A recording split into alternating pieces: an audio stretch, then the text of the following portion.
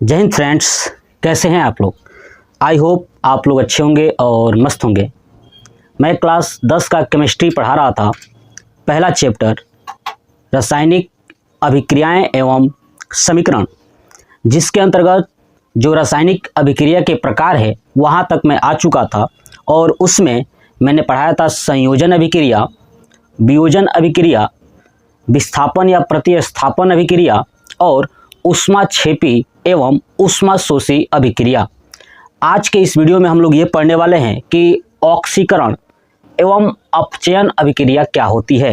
तो देखिए, चलते हैं समझते हैं कि ऑक्सीकरण और अपचयन क्या है।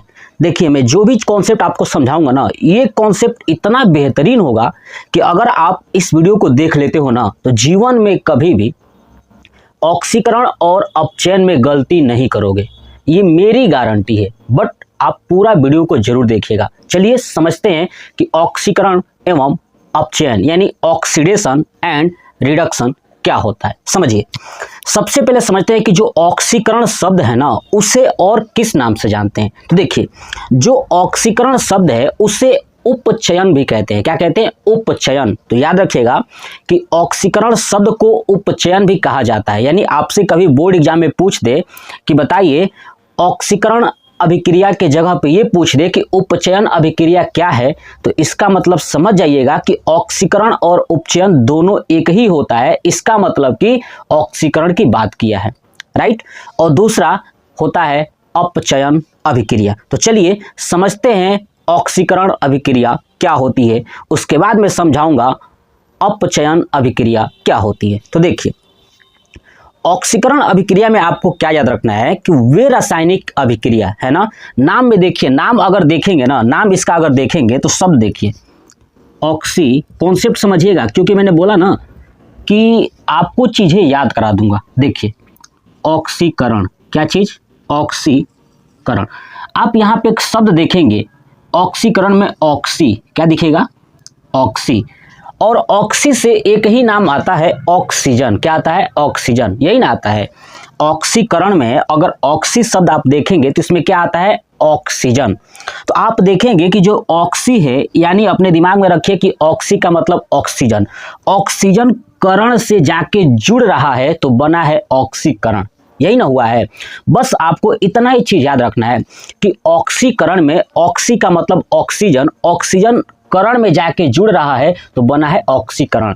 अगर आप इतना पॉइंट्स याद रखना है तो इसका डिफिनीशन आप बड़ी ही आसानी से बना दोगे। अब मैं समझाता हूं। देखिए, जब आप देखोगे कि ये ऑक्सीजन जाके जुड़ रहा है ना, ये ऑक्सीजन जुड़ रहा है, यानी एक बेसिक सा एग्जांपल समझिए कि हम क्या कर रहे हैं कि बाहर से ऑक्सीजन अपने आप में जोड़ रहे हैं, है ना। हम ऑक्सीजन को अपने में जोड़ रहे हैं। ये पॉइंट समझिएगा कि ऑक्सीजन को जब हम अपने में जोड़ रहे हैं, यानी हम ऑक्सीजन के कर्जदार हैं। क्या है? कर्जदार हैं। जाहिर सी बात है, अगर आप कहीं से ऑक्सीजन ले रहे हो तो आप कर्जदार हो ऑक्सीजन के, यानी आप ऋणी हो, आपको ऋण चुकाना पड़ेगा। बात समझिए ना, या आपको कॉन्सेप्ट समझा रहा हूं कि जब ऑक्सीकरण जुड़ता है तो ऋण में वृद्धि हो जाती है। समझ में आया ना कि जब ऑक्सीकरण जुड़ता है यानी ऑक्सीजन जुड़ता है तो ऋण में वृद्धि हो जाती है। अब जब ऋण में वृद्धि हो जाएगा तो आपके पास जो धन है उसमें कमी हो जाएगा। कॉन्सेप्ट समझ रहे हैं ना कि जब ऑक्सीजन जुड़ेगा तो ऋण में वृद्धि हो जाएगी, और जब ऋण बढ़ जाएगा इसका मतलब कि आपके पास जो धन था वो कम हो जाएगा। कॉन्सेप्ट समझ में आया? तो 3 पॉइंट्स। ऑक्सीजन जब जुड़ता है तो ऋण में वृद्धि हो जाती है और धन में कमी हो जाती है। Concept clear? और तीसरा पॉइंट क्या याद रखना है अब कि जब ऑक्सीजन जुड़ता है तो हाइड्रोजन अलग हो जाता है। बस इतना ही। 4 पॉइंट्स याद रखेंगे तो आपका डिफिनीशन बन जाएगा। अब 4 पॉइंट्स मैंने ऑक्सीकरण शब्द से यानी ऑक्सीजन से ही समझा दिया। क्या पॉइंट्स फिर समझिए। ऑक्सीकरण में ऑक्सीजन जुड़ रहा है तो ऑक्सीजन जब जुड़ता है तो ऋण में वृद्धि हो जाती है और धन में कमी हो जाता है और हाइड्रोजन निकल जाता है। बस इतना ही, 4 पॉइंट्स, डिफिनीशन बन गया। अब देखिए डिफिनीशन कैसे बनाते हैं। देखिए, वे रासायनिक अभिक्रिया जिसमें ऑक्सीजन का योग होता है यानी जुड़ाव होता है, ठीक है, और ऋण विद्युतीय तत्व में वृद्धि होती है। मैंने बताया ना, ऋण विद्युतीय तत्व में वृद्धि होता है। तीसरा, धन विद्युतीय तत्व में कमी हो जाती है ना, जब ऋण बढ़ेगा तो धन में कमी होगी। और हाइड्रोजन पृथक यानी अलग होता है। ये 4 पॉइंट्स आपको रखना है। तो उसे हम ऑक्सीकरण अभिक्रिया कहते हैं। और ऑक्सीकरण का एक और नाम मैंने बताया, क्या चीज? उपचयन। क्या बताया? उपचयन। तो समझ में आ गया ना कि वे रासायनिक अभिक्रिया जिसमें ऑक्सीजन का योग होता है, ऋण विद्युतीय तत्व में वृद्धि होती है, धन विद्युतीय तत्व में कमी होती है और हाइड्रोजन अलग होता है, उससे हम ऑक्सीकरण अभिक्रिया कहते हैं। समझ गए ना? पॉइंट्स बहुत आसान है। अब इसका दूसरा डिफिनीशन क्या कह सकता हूं कि देखिए, वे रासायनिक अभिक्रिया जो अपने परमाणु, अणु या आयनों में से इलेक्ट्रॉन का त्याग करता है। क्या करता है? इलेक्ट्रॉन का त्याग करता है ना। वे रासायनिक अभिक्रिया जो अपने परमाणु, अणु या आयनों में से इलेक्ट्रॉन का त्याग करता है, उससे ऑक्सीकरण अभिक्रिया कहते हैं। क्या कहते हैं? उसे ऑक्सीकरण अभिक्रिया कहते हैं। समझ में आ गया ना? ऑक्सीकरण बहुत आसान है, कोई दिक्कत नहीं होगी आपको चीजों को समझने में, है ना। पहला पॉइंट था यही कि ऑक्सीजन जब जुड़ता है तो ऋण में वृद्धि हो जाती है, धन में कमी हो जाता है और हाइड्रोजन निकल जाता है। बस पॉइंट खत्म, डिफिनीशन बना देंगे। दूसरा यह था कि जो रासायनिक अभिक्रिया होंगी ना, वो अपने परमाणुओं में, है ना, परमाणु, अणु या आयनों में से इलेक्ट्रॉन का त्याग कर देंगी, बाहर निकाल देंगी, तो वो क्या हो जाएगा? ऑक्सीकरण अभिक्रिया। Concept clear? चलिए अब इसका उदाहरण देखते हैं, एग्जाम्पल समझते हैं कि कौन कौन से ऐसे एग्जाम्पल्स हैं जो ऑक्सीकरण हो रहा है। तो मैं आपको चीजें समझाऊंगा। देखिए, सबसे पहले देखिए मैग्नीशियम। क्या है? Mg यानी मैग्नीशियम। तो आप देखेंगे मैग्नीशियम, अगर मैं बात करूं मैग्नीशियम के अगर आप इलेक्ट्रॉनिक विन्यास निकालेंगे तो उसके बाह्यतम कक्षा में ना 2 इलेक्ट्रॉन होगा। क्या होगा? 2 इलेक्ट्रॉन होगा। देख लीजिए, मैं एक निकाल कर समझा देता हूं। देखिए, अगर ये मेरे पास मैग्नीशियम है तो मैग्नीशियम का परमाणु क्रमांक होता है 12 और 12 का जब इलेक्ट्रॉनिक विन्यास निकालोगे, है ना, तो वो होगा 2, 8 और 2। तो आप देखेंगे कि बाह्यतम कक्षा में कितने इलेक्ट्रॉन है? 2। तो ये जो बाह्यतम कक्षा में 2 इलेक्ट्रॉन है, ये इलेक्ट्रॉन मैग्नीशियम अपने पास नहीं रखेगा, जब किसी को जरूरत होगी तो वो दे सकता है। क्या कर सकता है? दे सकता है। किसी को भी जरूरत होगी, जैसे किसको दे सकता है? तो ऐसे तत्व को देगा जिसके बाहरी कक्षा में 6 इलेक्ट्रॉन होंगे, है ना। ऐसे तत्व को देगा जिसके बाह्यतम कक्षा में कितने इलेक्ट्रॉन होंगे? 6 इलेक्ट्रॉन होंगे। बात समझ में आ गया? ठीक है, तो ये समझ में आ गया ना कि मैग्नीशियम के बाह्यतम कक्षा में 2 इलेक्ट्रॉन है, तो वो 2 इलेक्ट्रॉन अपना डोनेट कर सकता है, दान कर सकता है। तो देखिए यहीं पे Mg है ना, मैग्नीशियम के लिए ऊपर लिखा हूं Mg2+, यानी इसके पास 2 धन था, है ना, 2 धन विद्युतीय तत्व है, यानी धन है इसके पास। और क्या कर रहा है? ये दूसरे को दे सकता है, यानी +2E-, यानी अपना ये दोनों जो धन था ना वो दे दिया। प्लस में मैंने क्या किया हो? दे दिया। और जब ये अपने धन में कमी कर दिया है तो बताइए कौन सा अभिक्रिया होगा? तो आप देखेंगे ऑक्सीकरण, क्योंकि ऑक्सीकरण यही कह रहा था कि धन विद्युतीय तत्व में कमी होता है। तो आप देखेंगे कि इसके धन जो इसके पास था ना वो कमी कर दिया, 2 इलेक्ट्रॉन दे दिया। ठीक है, चलिए अब दूसरा समझिए एग्जाम्पल। देखिए, SnCl2 प्लस Cl2। अब चलिए इसको समझाता हूं। देखिए, जो Sn है ना Sn, इसका होता है 2+। क्या होता है? 2+। ध्यान सुनिए, Sn का जैसे यहाँ पे Mg2+ है, वैसे ही Sn का भी 2+ होता है। और क्लोरीन, ध्यान सुनिए, क्लोरीन का -1 होता है। क्या होता है? -1 होता है। ऐसे ही इधर भी क्लोरीन है, इसका भी क्या होगा? तो -1 होगा। अब आप एक चीज नोटिस कर पा रहे हैं क्या कि यहाँ पे SnCl2 एक साथ था और बाद में चल के तीर के दूसरे साइड यानी उत्पाद के तरफ Cl2 आके जुड़ गया है। मतलब माइनस आके जुड़ गया है, एक साथ हो गया है, तो Cl4 हो गया है। यानी आप देखेंगे कि ऋण विद्युतीय तत्व में वृद्धि हो गया है ना। ऋण विद्युतीय, ये जो ऋण विद्युतीय तत्व था Cl, इसमें क्या हो गया? वृद्धि हो गया। यानी यहाँ पे 2 थे, इधर भी 2 था और आगे जाके 4 हो गया, यानी बढ़ गया है। इसका मतलब कि ऋण विद्युतीय तत्व में अगर वृद्धि होती है तो कौन सा अभिक्रिया है? ऑक्सीकरण अभिक्रिया। कॉन्सेप्ट समझ में आया? बहुत आसान है पहचानना, कोई दिक्कत नहीं होगा। और मैं आपको ये चीज़ें समझा चुका था क्लास 9th में ही कि SN2 प्लस Cl2 प्लस कहाँ से आता है, कैसे निकाला जाता है, ये मैं समझा चुका हूँ। ठीक है, आप जरूर उसमें देख लीजिएगा, वहाँ पे बताया गया होगा कि सूत्र कैसे बनाया जाता है। आप डालेंगे ना कि making formula of chemistry bye Ajay study या अजय सर, तो आ जाएगा, वहाँ से आप देख लीजिएगा। अब देखिए तीसरा, Zn प्लस CuSO4 तीर ZnSO4 प्लस Cu। देखिए जो Zn होता है ना, इसके ऊपर भी +2 होता है, यानी 2+, ठीक है। और जो Cu होता है इसके ऊपर भी 2+ होता है, यानी समझ में आ गया ना। और SO4 जो होता है ये पूरा एक साथ होता है और इसके ऊपर 2- होता है। क्या होता है? 2- होता है।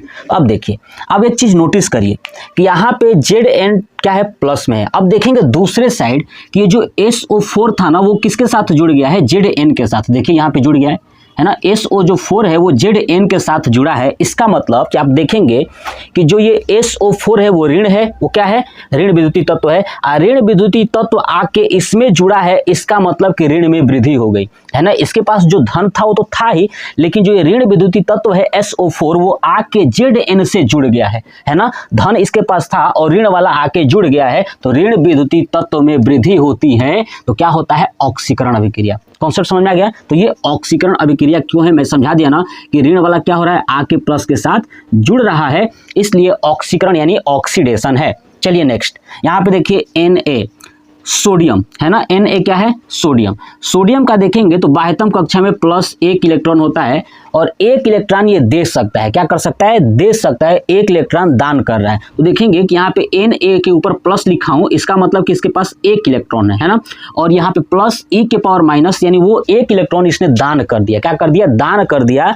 यानी इसका क्या हो गया कि इसके पास जो धन था ना, उस धन में कमी कर दिया। क्या कर दिया? कमी कर दिया, धन किसी को दे दिया। तो यही चीज है कि धन विद्युतीय तत्व में कमी होता है, तो क्या होता है? आपका ऑक्सीकरण। तो देखिए मैंने 4 एग्जाम्पल्स लिखा हुआ था, ठीक है, आपको समझाने के लिए। आप चाहें तो बहुत ज़्यादा प्रैक्टिस कर सकते हैं, अलग अलग एग्जाम्पल्स।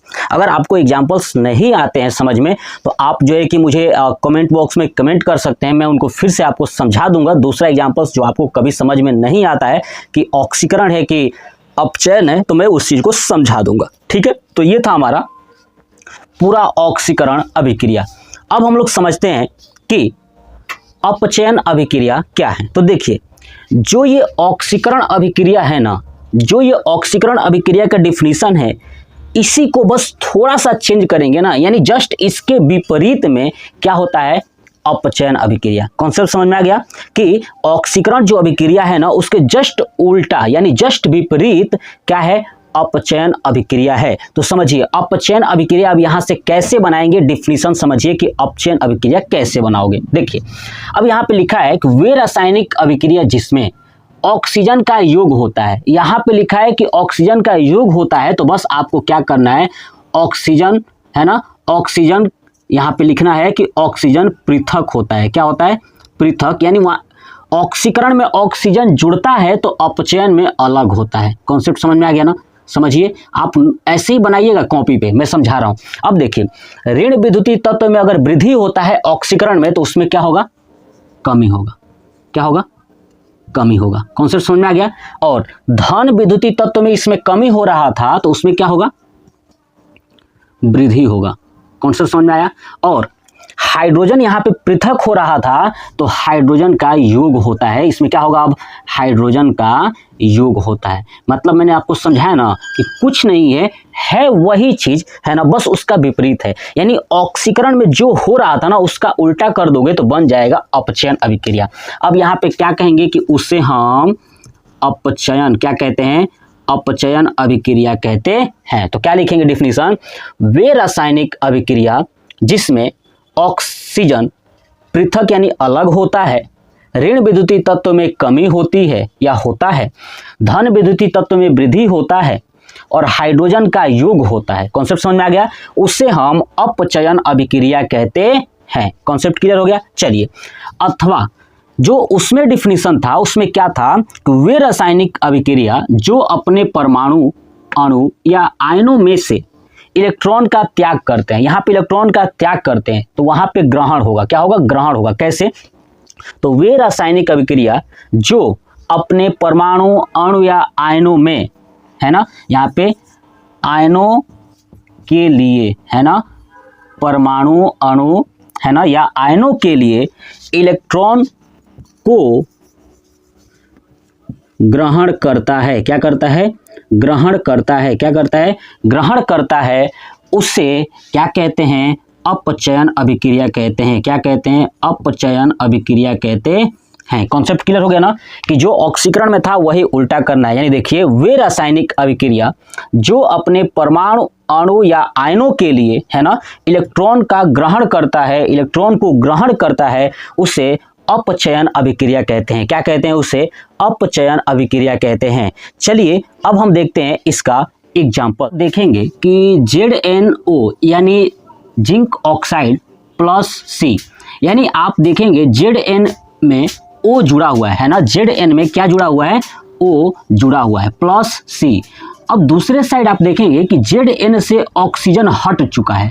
इसका मतलब कि हम लोग अपचयन अभिक्रिया में यही ना देखे थे कि ऑक्सीजन अलग हो जाता है, पृथक हो जाता है। देखिए, ऑक्सीजन पृथक यानी अलग होता है। तो देखिए ना, ZnO प्लस C, इसमें से Zn के पास जो O था दूसरे साइड में क्या हो गया है? हट गया है। इसका मतलब ये कौन सी अभिक्रिया है? तो अपचयन अभिक्रिया है। कौन सी है? अपचयन अभिक्रिया है। ऐसे देखिए, Na प्लस क्या है? Na plus plus E minus. अब आप एक चीज देखिए कि यहाँ पे सोडियम के ऊपर एक इलेक्ट्रॉन है और ये प्लस E के ऊपर माइनस, का मतलब कि अपना एक इलेक्ट्रॉन, ध्यान सुनिए, जो ये +1 था, ये क्या किया कि यहाँ से फिर से एक इलेक्ट्रॉन इसने ग्रहण कर लिया। क्या कर लिया? एक इलेक्ट्रॉन ग्रहण कर लिया। मतलब यहाँ पे ये चीजें है कि समझिएगा कि इसके पास पहले से एक था इलेक्ट्रॉन, धन था, और फिर से दोबारा एक धन ले लिया, यानी एक माइनस से तो एक धन ले लिया, यानी अपने धन विद्युतीय तत्व में वृद्धि कर लिया है। क्या कर लिया है? धन विद्युतीय तत्व में वृद्धि कर लिया है। ठीक है, कॉन्सेप्ट समझ में आ रहा है? इसलिए यह अपचयन अभिक्रिया है। Concept clear? चलिए यहाँ पे देखिए, CuCl2 प्लस Cu बना है 2CuCl। अब यहाँ पे नोटिस करिए, आप देखेंगे कि Cl कितना है? तो 2 है। कितने हैं? 2 है। और यहाँ पे जाके 1 हो गया है। अब बताइए Cl क्या है? तो आपको पता है Cl क्लोरीन, क्लोरीन के ऊपर जो है कि एक माइनस होता है ना, एक माइनस होता है तो माइनस है। अब देखिए यहाँ पे 2 थे, है ना, 2 थे और आगे जाके कितना हो गया है? 1 हो गया है। आप देखिएगा यहाँ पे Cl2 था लेकिन यहाँ पे जाके Cl हो गया है। अब आप इसको संतुलित की तरह मत सोचिएगा कि यहाँ पे 2 है तो इसका 2 हो जाएगा, वैसा नहीं। Cl2 है तो वहां पे जाके 1 हो गया है। मतलब कि आप देखेंगे कि जो ऋण विद्युतीय तत्व में कमी होता है ना, तो ऋण विद्युतीय तत्व 2 थे, उधर जाके 1 हो गया है, मतलब कि ऋण विद्युतीय तत्व में कमी हो गया है। तो कॉन्सेप्ट समझ में आया? ये था हमारा ऑक्सीकरण एवं अपचयन अभिक्रिया। सबसे पहले आप इसका स्क्रीनशॉट ले लीजिए और ये पूरा चीजें जो मैंने बताया ऑक्सीकरण और अपचयन कैसा लगा कमेंट बॉक्स में कमेंट करके जरूर बताइएगा। और अगर आपको और भी ज़्यादा एक्स्ट्रा चीज़ें जानना है तो मैं इसके बाद जब रेडॉक्स अभिक्रिया पढ़ाऊंगा वहाँ भी आपको ऑक्सीकरण और अपचयन दोनों के बारे में अच्छे से समझाऊंगा और वहाँ पे वीडियो के साथ बने रहिएगा। कंटिन्यू आप वॉच करिए, वीडियो को देखिए, सीखिए और समझिए और दोस्तों को भी शेयर करिएगा। जय हिंद।